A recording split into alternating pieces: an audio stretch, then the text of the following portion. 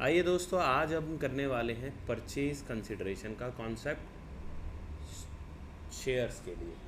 वैसे तो ये हम पहले भी आपके लिए एक वीडियो दे चुके हैं, आज एक और वीडियो उसी का ही बना रहे हैं। अब दीदी अब यहाँ ध्यान देना, अब बैलेंस शीट के क्वेश्चन छोड़ने पड़ेंगे। अब कॉन्सेप्ट का नाम क्या है? Purchase consideration. ठीक है जी। फॉर एग्ज़ाम्पल, आपने एक मशीन खरीद ली है, ठीक है। ए limited purchased machine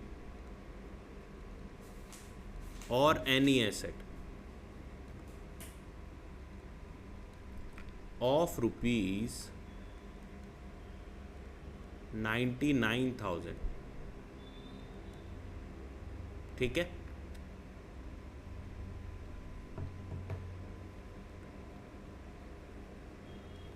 payment was made by issue of equity shares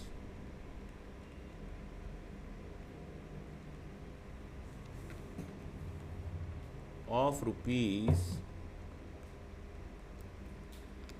10 each at par. At par का मतलब क्या होता है सिमरन जी? एट पार का मीनिंग होता है 10 रुपये का शेयर 10 रुपये में ही इशू किया। अब इसमें एंट्रीज करनी होती है, तो पहली एंट्री, आपने कोई भी एसेट खरीदा है तो उसको आप लिख सकते हो सन्ड्री एसेट। एंड ये पता है आपने किससे खरीदा, पता है तो 2 में उसका नाम लिख दो, और नहीं पता तो क्या लिख दोगे भैया? किसी से खरीदा है तो बेचने वाला वेंडर होता है, टू वेंडर अकाउंट। कितना अमाउंट? 99,000, ठीक है जी। माता जी फ़ोन आपका आपके सर पे मारूंगा तो अच्छा लगेगा, इसे साइड में रख ली, ठीक है जी।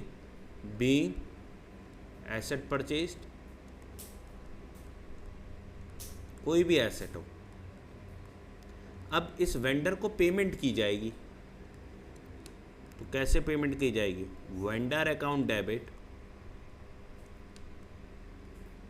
अब आपने 10 रुपये का एक शेयर है, उतने शेयर्स दो जितने में 99,000 की पेमेंट हो जाए। तो बताओ कितने 1000 शेयर्स आप इशू करोगे? बताओ कितने 1000 शेयर्स आप इशू करोगे? तो आप इसको 10 से डिवाइड कर देते हो, आप कहते हो 9900 शेयर्स हम इशू करेंगे। तो वेंडर अकाउंट डेबिट 9900 इंटू में 10 शेयर्स के हिसाब से इसको 99,000 प्रॉपरली मिल जाएंगे, इतने इसको मिलने थे। और शेयर्स किस नाम से आते हैं? Share capital. इक्विटी होगा तो इक्विटी भी ऐड कर देना, और प्रेफरेंस होगा तो प्रेफरेंस ऐड कर देना। ये इसका सॉल्यूशन बन गया। मतलब ऐड कर देना क्या? अरे मतलब इक्विटी हो तो यहाँ इक्विटी लिख देना, प्रेफरेंस हो तो प्रेफरेंस लिख देना, ठीक है बच्चे। कोई बात नहीं, बाद में बता देंगे, अभी आप इतना ही समझो। शेयर कैपिटल लिखते हैं, या तो इक्विटी शेयर कैपिटल लिखेंगे या प्रेफरेंस शेयर कैपिटल लिखेंगे, ठीक है जी। अब अगर लेकिन मैं ये लिख दूं एट पार की जगह issue of equity share at premium of ₹1 है, एट प्रीमियम ऑफ ₹1 है, तो क्या होगा? तो अब देखो, देने तो आपको 99,000 रुपीज़ ही हैं, पर अब शेयर 10 रुपीज़ प्लस में 1 रुपीज़ 11 रुपये का नहीं हो गया? 1 रुपये का अगर प्रीमियम है तो 10 का शेयर प्लस में 1 का प्रीमियम 11 रुपये का शेयर हो गया। तो अब 99,000 को 11 रुपये के शेयर्स की पेमेंट देनी है, तो 9,000 शेयर्स देंगे, शेयर्स कम हो गए ना। तो अब यहाँ पे क्या आ जाएगा? यहाँ तो 99,000 ही देने उस आदमी को, लेकिन अब यहाँ कितना आ जाएगा इक्विटी शेयर कैपिटल में? भाई इक्विटी शेयर कैपिटल में हमेशा 10 रुपीज़ से अमाउंट आता है। अब कितने शेयर इशू करें? 9,000, तो 90,000, और 9,000 रुपये प्रीमियम में। समझ में आ गई? टू सिक्योरिटीज प्रीमियम अकाउंट, ठीक है जी, क्लियर है बात। अब मान लीजिए हमारे को क्वेश्चन में लिखा है कि हमने ना 10,000 इक्विटी शेयर्स दिए of ₹10 each at a premium of ₹1। उस हिसाब से एक बात बताओ, मशीन अगर 99,000 की है, पेमेंट आप 10,000 शेयर्स तो दे रहे हो आप, और एक शेयर कितने रुपए का है? 10 + 1 प्रीमियम 11 रुपये का, तो आप पेमेंट 1,10,000 कर रहे हो। यानी इस वेंडर को जो पेमेंट आप दे रहे हो वो कितनी दे रहे हो? 1,10,000। तो भाई 11,000 का तो डेबिट साइड पे डिफरेंस है, एसेट तो 99,000 का है, तो उस केस में क्या करेंगे बताओ? तो 11,000 और फालतू किस चीज़ के दिए हैं? तो वी कैन से गुडविल के दिए हैं।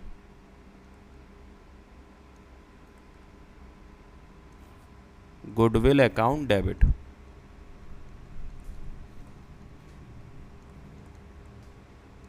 टू फिर यहाँ 1,10,000 से पेमेंट हो जाएगी।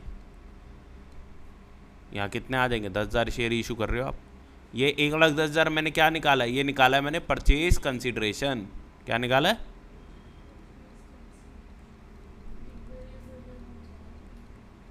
बेटा देखो क्वेश्चन में लिखा है कि भाई 99,000 का है, पर हमने शेयर इशू करे हैं 10,000, एंड वो भी शेयर 10 रुपये का, एक प्रीमियम 1 रुपये है।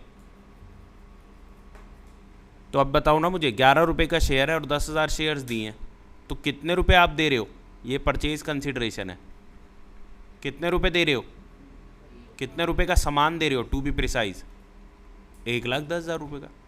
99,000 की चीज़ के बदले में जब 1,10,000 रुपये का सामान दे रहे हो, तो 11,000 रुपये फालतू का सामान क्यों दिया? बैलेंसिंग फिगर अगर एसेट साइड पे निकल रही है तो वो गुडविल कहलाती है, कि आपने उसको गुडविल के पैसे दिए। ठीक है जी। अब यहाँ पे यही लिखा होता है कि भाई इसको हमने 8,000 शेयर्स दिए हैं, उस हिसाब से तो 8,000 × 11 88,000 बनते थे। देने कितने थे? 99।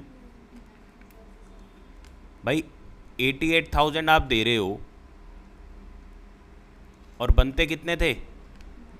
99। अब भी 11,000 का फर्क आ रहा है। ठीक है जी। अगर अब लायबिलिटी साइड पे आपका अमाउंट कम आए तो वो कहाँ जाता है? कैपिटल 11,000 रुपये। ये बेसिक्स हैं।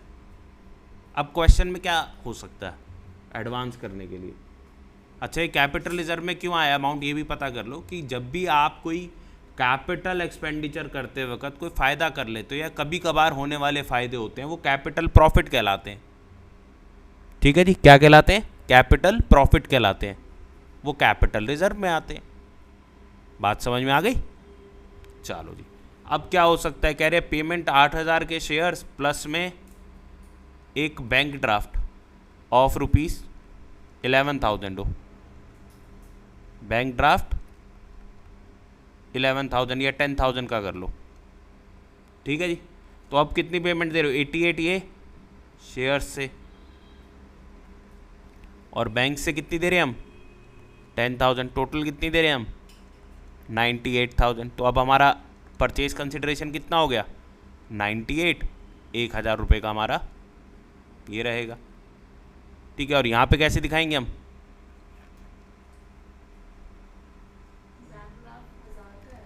10,000 का।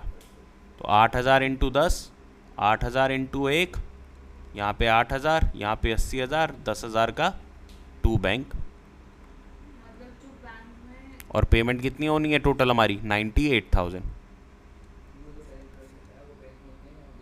हाँ, तो बैंक ड्राफ्ट एक ही बात है ना बच्चे, कटते तो पैसे बैंक से ही हैं। क्लियर है बात? तो this is purchase consideration. Is it मुश्किल, डिफिकल्ट? नो। क्लियर है बात? 100%। हाँ जी, बताओ क्या दिक्कत है? और किस चीज़ में कन्फ्यूजन है ये तो बताओ भाई। बैंक ड्राफ्ट क्या है कि भाई आपने शेयर्स इशू करे हैं 8,000, उसके बाद आपने एक बैंक ड्राफ्ट दिया है 10,000, अरे बैंक ड्राफ्ट मतलब बैंक एक चेक दिया है 10,000 रुपये का, ये लो हटा देता हूँ इसको। अरे तुम्हें बैंक ड्राफ्ट नहीं पता है, कॉमर्स के स्टूडेंट्स हो तो।